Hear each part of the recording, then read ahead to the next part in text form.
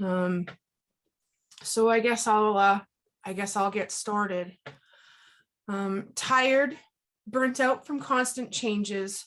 My hair is falling out from the constant high stress levels. When we asked students how they were feeling, these were common replies, and it's easy to understand why. While students were dealing with skyrocketing tuition and costs, job losses, constant upheaval, reduced course offerings, and fewer opportunities, the board and upper administration at the University of Lethbridge has decided to put politics ahead of students repeatedly. They have used what appears to many students to be dishonest framing of the faculty, threats, and political theater to win points at the bargaining table and in the public eye. This is completely unacceptable, and the students in the institution are paying a steep price. The board and upper administration repeatedly state that students are a priority and they look after our best interests, but this is a lie in our opinion. The ULETH board has refused to pay at least some hourly student employees, despite ULFA taking steps to ensure their pay would not be uninterrupted. The students will now have to rely on an ad hoc ULFA emergency fund to stay fed and keep roofs over their heads. The board has refused to pay sessionals fairly. This means that they lack needed resources, resulting in the loss of classes and courses. Required courses and classes in our discipline are either full or non-existent. Research opportunities and education have disappeared. They have ignored petitions and problems, excluded students and faculty from vital decision-making processes, and waved off student concerns time and again. For us, these are clear examples of the board and university administration putting students last. The board and administration has either deliberately or erroneously framed faculty as being illogical, erratic, or unreasonable in various statements.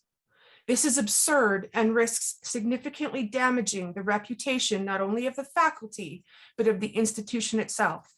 After all, if this were true, who would hire such dangerous, unreasonable individuals to educate the leaders of tomorrow? The board has made statements to the community and students suggesting the faculty's demands for a 12% wage increase was a factor in negotiation failure. This is a lie.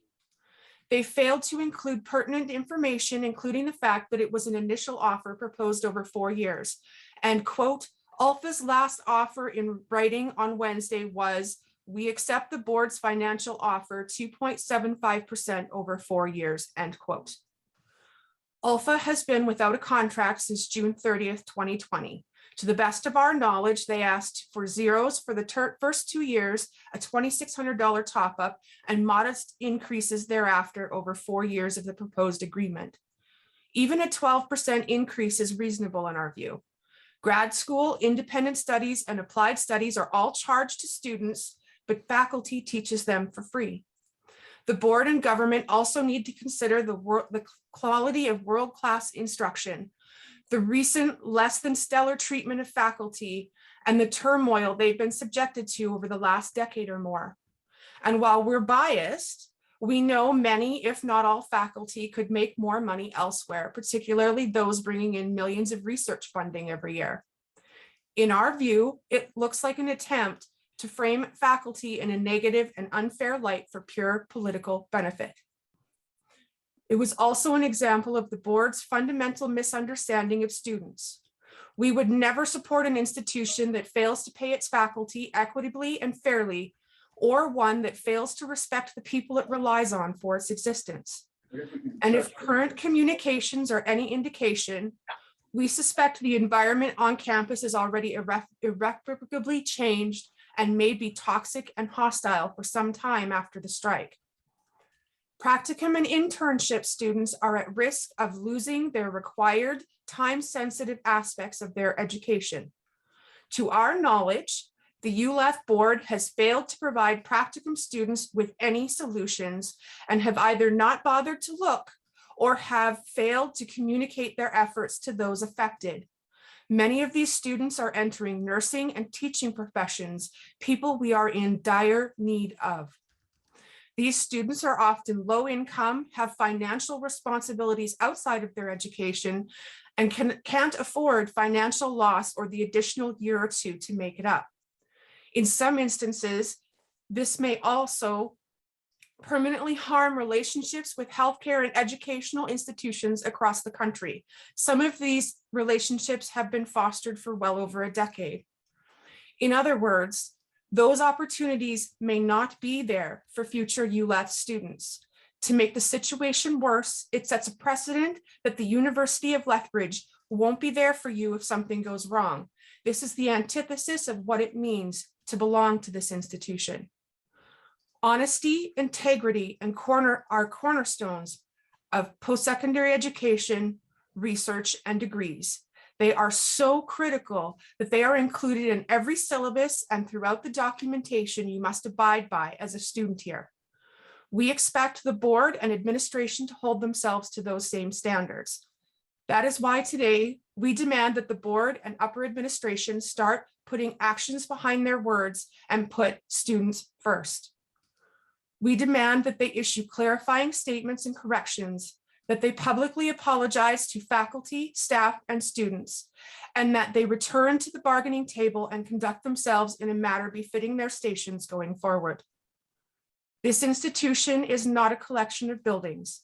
It is our people, our faculty, staff, and students who play a critical role in the community and the world, and are a significant part of our futures. And it is these people administration must rely on and cooperate with to succeed, just like students.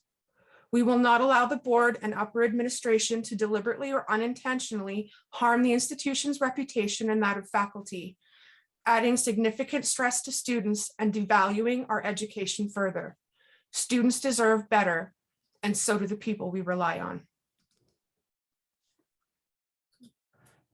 Karina? Okay. One of the most disheartening and disappointing things to see throughout this entire situation has been the reckless, short-sighted, cruel, and even ruthless way that the university's senior administration and board of governors have seen fit to handle it.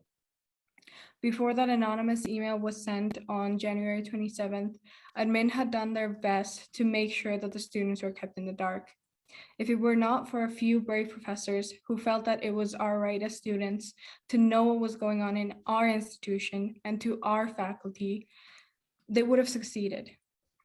It was only after students started speaking out against these cuts and in support of our faculty that the university deemed this important enough to address. The intentions of that anonymous email was clear. It was meant to scare those of us who had been brave enough to speak out, be it faculty or student, back into silence and to prevent anyone else from daring to do the same. From that point on, the university has tried to manipulate, intimidate, and lie to the student body and the public in order to paint themselves as the heroes of the story. But all they've managed to do was to prove the opposite is true.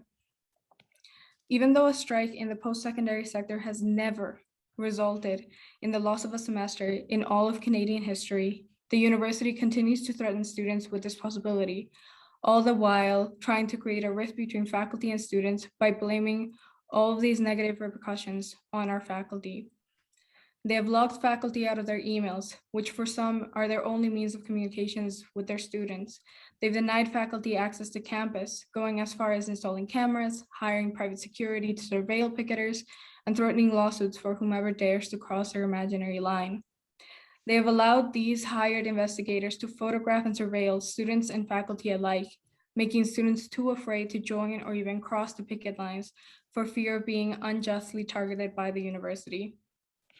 They are preventing faculty from continuing their research, which can cause unnecessary and likely irreparable damage to the university's reputation as a research facility. They've also refused to pay wages for those on study leave, as well as hourly pay for student employees, even after arrangements have been made by Alpha to ensure that these needs were met. What other reasons could there be to implement such tactics other than to break the faculty's spirit and force them into an unfair settlement? What they didn't count on was how much our faculty means to us. They didn't realize that once the students were aware of the situation, that we would rally around our profs and together let admin and the board of governors know that enough is enough. We are not going to take these injustices and abuse of power laying down. This is our institution, this is our education, and our future, and we will fight tooth and nail to protect them.